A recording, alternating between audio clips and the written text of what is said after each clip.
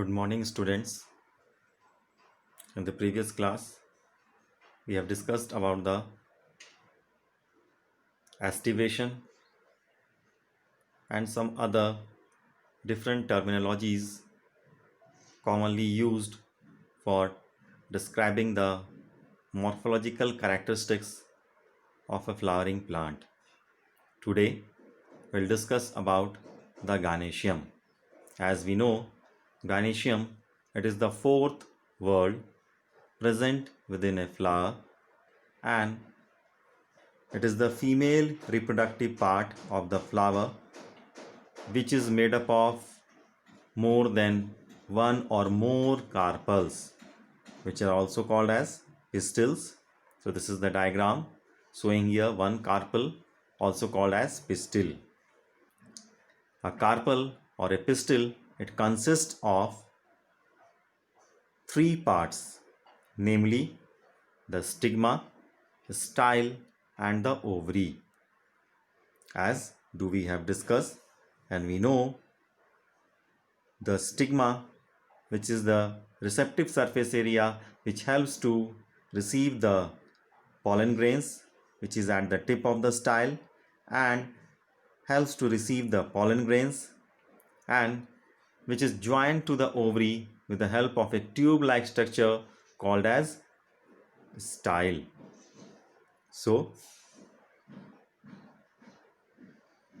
for completing the process of reproduction, obviously the gynoecium, it plays a vital role, and as the ovary bears one or more ovules which is attached to a flattened cushion like structure which is called as placenta. So within the ovary, the structure called ovules are present, and these ovules, they may be attached to a flattened cushion like structure which is called placenta. And when more than one carpel is present, if more than one carpel is present and if they are free, then the condition is called as apocarpus, in which the carpels, they are free within the flower, means more than one carpel is present and they are not fused. Whereas if more than one carpels are present and if they are fused to each other, then the condition is called as syncarpus, as in the case of tomato, mustard, etc. Whereas the examples within the apocarpus category would include lotus, rose, etc.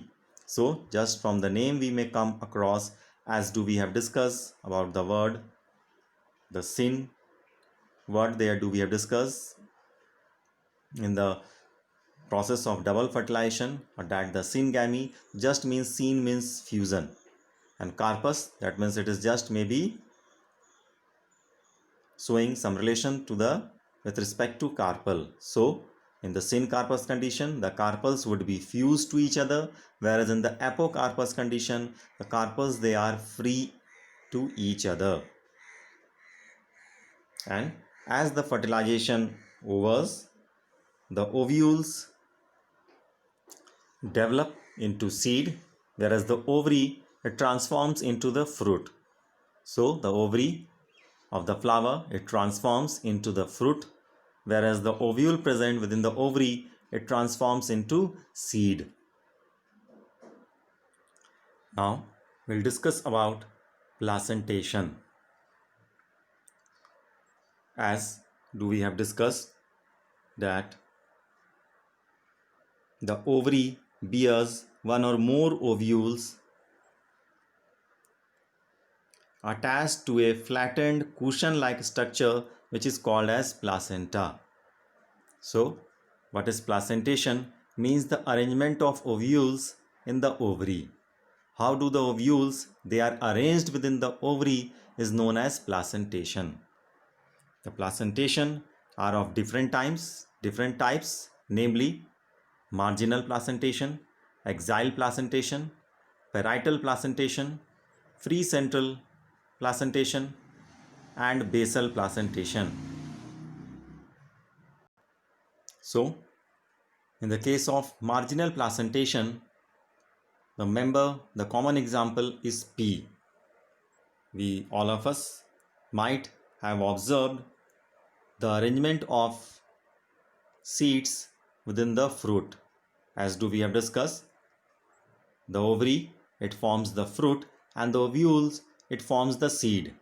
So we are discussing about the topic, the arrangement of ovules in the ovary. So how do the seeds, they are arranged within a fruit. So in the case of marginal placentation, the placenta forms a ridge. We might have observed that in the case of pea, the placenta, it forms a ridge, a edge-like structure along the ventral suture of the ovary, and the ovules, they are borne on this ridge, forming two rows. So in the case of P, do we have observed that the placenta, it forms a ridge-like structure along the ventral suture of the ovary, and the ovules, they are borne on this ridge forming two rows. Whereas in the case of axial placentation, for example, in the case of tomato, we may observe the placenta is of axial type. What is the case? We may see the case in the case of tomato and lemon also, that the ovules, they are attached to it in a multilocular ovary, as we may observe in the diagram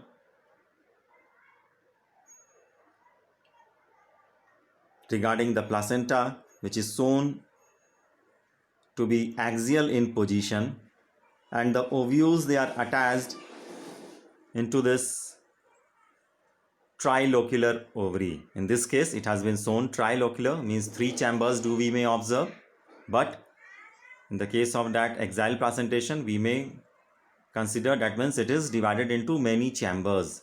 Just in the case of tomato, lemon, we may observe here that the placenta, which is in the axial region, in the axis means at the central region, and we may see that the seeds, they are born, they are present to the axial region, and we can observe number of chambers. We may observe the septum within this particular lemon. The ovary is divided into number of chambers. Here also we may observe 1, 2, 3, 4 chambers. That we may easily observe. In the case of lemon, it is more than 4 chambers. So that is the case for axial placentation, where the placenta is axial and the ovules are attached to it in the multilocular ovary. So for example, in the case of China rose also, the same case we may observe, that is axial type of placentation. Now the next type of placentation is parietal placentation. So as we have discussed, in the case of axial placentation, the placenta was within the axial region, and in the case of parietal region, the placenta is towards the, we can say, on the peripheral region. So in the case of parietal placentation, the ovules develop on the inner wall of the ovary. So we may observe through the diagram, the ovules, they are developing from the inner wall of the ovary, and we can say on the peripheral part. So ovary is one chambered. In this case, we may observe there is no any such type of septum or wall dividing the ovary into chambers.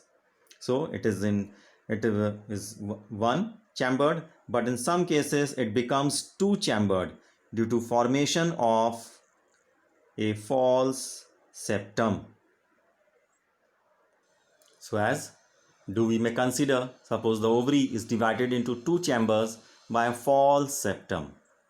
Just do we observe in the case of mustard, if you have might observed the fruit, when we remove it, we may see the case that it is divided, the fruit is divided into two chambers, and within which the ovules, they are born on the peripheral region. So this type of placentation is called as parietal placentation. Ergemone also shows the same type of placentation, which is parietal type. Now the next type of placentation is free central placentation. As the name indicates, means it is free and it is at the central end. So when the ovules, they are born on the central axis and septa are absent. In this case, do we have observed? In the case of axile placentation, septas were present. In the case of lemon or tomato, we may have observed septas were present which were dividing the ovary into number of chambers. So in this case, what is the case? The ovules, they are born on the central axis and septa are absent, as in the case of dianthus and primrose. Then the placentation is called to be as free central placentation.